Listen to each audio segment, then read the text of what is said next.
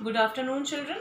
I am going to show you compression, that what is meant by compression and which three states of matter show compression, for which I have taken three syringes, okay, 100 ml syringes, in which the first syringe, इसको ध्यान से देखिए, I have taken what? Chalk powder, right? In the second syringe I have taken water, and the last syringe, the third syringe, has nothing at all. It means it has air in it.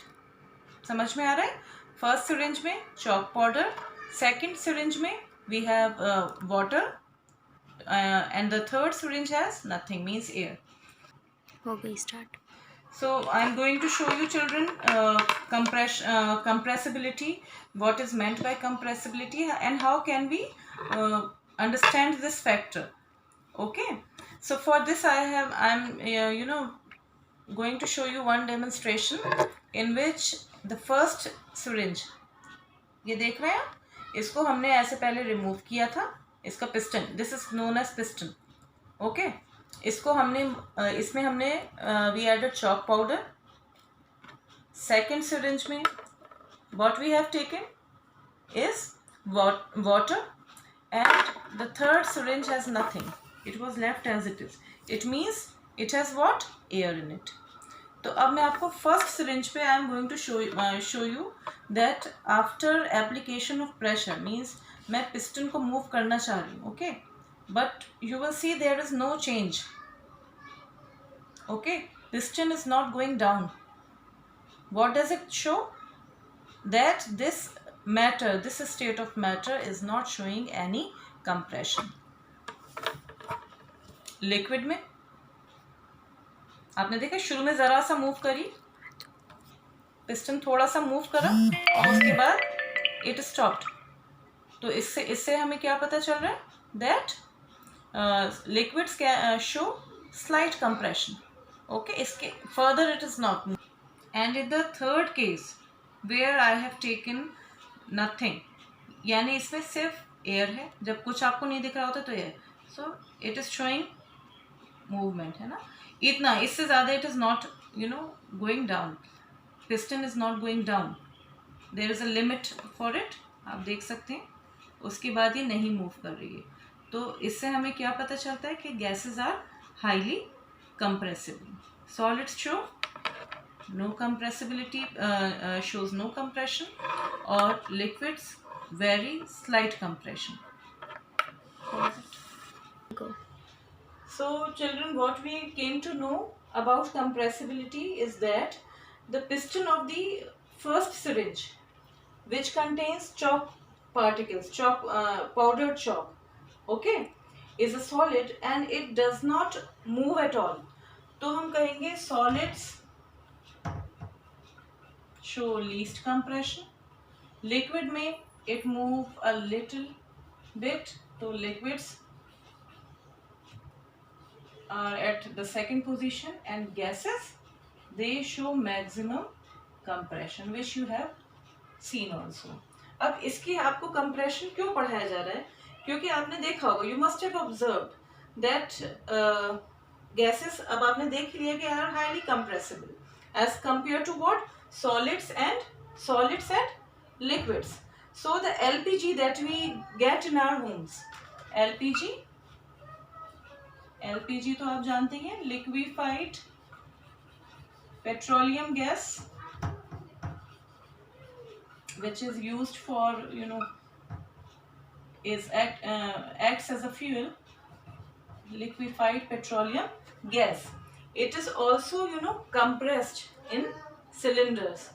और ये factor हमें क्या help करता है? Because जब आप compress करते हैं गैस को, इसको समझने की कोशिश करिए. स्टार्ट. तो बच्चों आप देखिए कंप्रेशन कैसे होता है. अब ये आपके गैसियस पार्टिकल्स हैं, राइट, और इसको आपने अभी हमने देखा कि अभी हुआ क्या था. बेसिकली जब मैंने प्रेशर लगाया, when I applied pressure, तो the particles of gas that were farther apart, they come closer, quite closer to each other. और उससे क्या हुआ? इसने फिर less volume occupy किया. ये यहाँ तक पिस्टन आ गया, ठीक है. ये सेम चीज होती है बिग स्केल पे, जहाँ पे क्या होता है, जहाँ पे हमें हम एलपीजी कैसे ट्रांसपोर्ट होती है, अगर आप गैस को कम स्पेस ऑक्यूपाई करेगी इफ इट इज लिक्विफाइड, और अगर आप गैस देख रहे हैं आपके gas is occupying less space, तो क्या होगा, ऑब्वियसली इट विल हेल्प्स और फैसिलिटेट्स ट्रांसपोर्टेशन ऑल्सो। आपको इतने सारे सिलेंडर्स नहीं चाहिए होंगे, तो हम क्या करते हैं, गैस को लिक्विफाई करते हैं। और गैस को लिक्विफाई कैसे करते हैं, by we do two things. One, by decreasing temperature. Temperature को तो हम लोअर कर देते हैं। ओके, जब आप टेम्परेचर लोअर करेंगे तो क्या होगा, काइनेटिक एनर्जी भी रिड्यूस हो जाएगी। Kinetic energy we know is the energy which is possessed by particles during the motion. तो जब आप मोशन में पार्टिकल्स नहीं रहेंगे, now it is quite easy for us to compress a gas. और फिर हमें सिर्फ क्या करना है, we have to apply pressure. और जब आप प्रेशर लगाएं, इस पे अप्लाई करेंगे, तो वॉल्यूम ऑब्वियसली क्या होगा, रिड्यूस हो जाएगा, कम वॉल्यूम ऑक्यूपाई करेगी। In this way the gas gets liquefied. Liquefaction of gases में हमने क्या पढ़ा, एलपीजी का एग्जांपल देखा, similarly CNG which is known as compressed natural gas, ये अब्रीविएटेड फॉर्म है CNG, full form is compressed natural gas. And compressed natural gas is a cleaner fuel, और आप देख रहे होंगे वो आजकल कितना कंप्रेस्ड नेचुरल गैस यूज होती है ना। तो ये भी किस तरह से होती है, इसको भी हम लिक्विफाई कर देते हैं, कंप्रेस कर देते हैं। ऐसे ही oxygen cylinders, they are used in hospitals. So all are examples of what, liquefaction, that how gases are liquefied. Another thing that we are going to discuss is diffusion. Diffusion भी एक बार समझ लेते हैं। डिफ्यूजन किस case में होता है, थोड़ा सा मैं फास्ट आपको समझाना चाह रही हूँ। डिफ्यूजन अगर आप देखें सॉलिड्स में, तो ऑलमोस्ट आप कहेंगे नो डिफ्यूजन एट ऑल। लेकिन कुछ केसेस में हमने देखा है कि सपोज आपने बोर्ड पे आपने कुछ भी लिखा and you did not rub the board for 15-20 days, तो आप क्या देखेंगे, when you can come back, तो आप देखेंगे कि you are finding difficulty in cleaning the board. तो वो क्यों हुई, क्योंकि चॉक पार्टिकल्स जो थे, जो आपने चॉक यूज करी थी, उसकी वो भी ऑब्वियसली उसमें भी पार्टिकल्स हैं। तो chalk particles they gets diffused into the particles of the board, और इसीलिए we find problem in cleaning the board if it is not rubbed at the same time.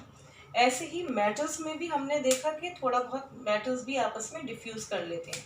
आपने दो मेटल्स रखे ओके पास, और you left undisturbed these two blocks of metal for several years, so you will find that the metals are fixed with each other, एक दूसरे से जुड़ जाएंगे।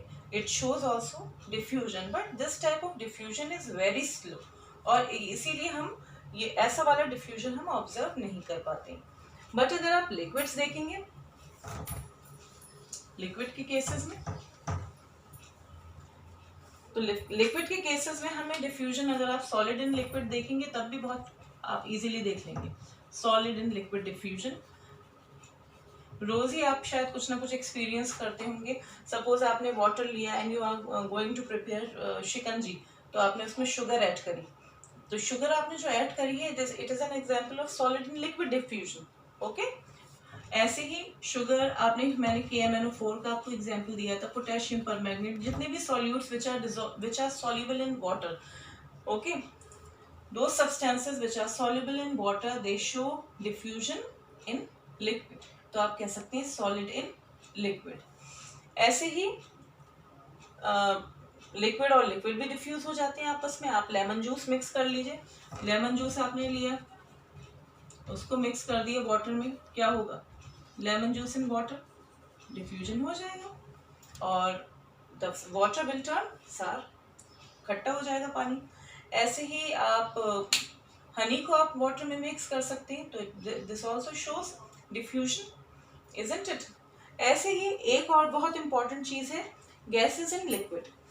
Diffusion, आप गैसेस में क्या देखते हैं, ये बहुत इंपॉर्टेंट है कि there are few gases that are soluble in water. ये कौन सी गैसेस हैं? Oxygen and carbon dioxide. और इनकी यही प्रॉपर्टी की वजह से आज जो एक्वेटिक लाइफ पॉसिबल है वो यही प्रॉपर्टी है, डिफ्यूजन, यानी सॉल्युबिलिटी। ये आपस में इंटरमिक्स हो जाती हैं गैसेस। ऑक्सीजन वाटर में इजीली मिक्स हो जाता है, ऐसे ही कार्बन डाइऑक्साइड भी इजीली मिक्स हो जाती है इन वाटर। और इसी वजह से aquatic animals and plants are able to survive.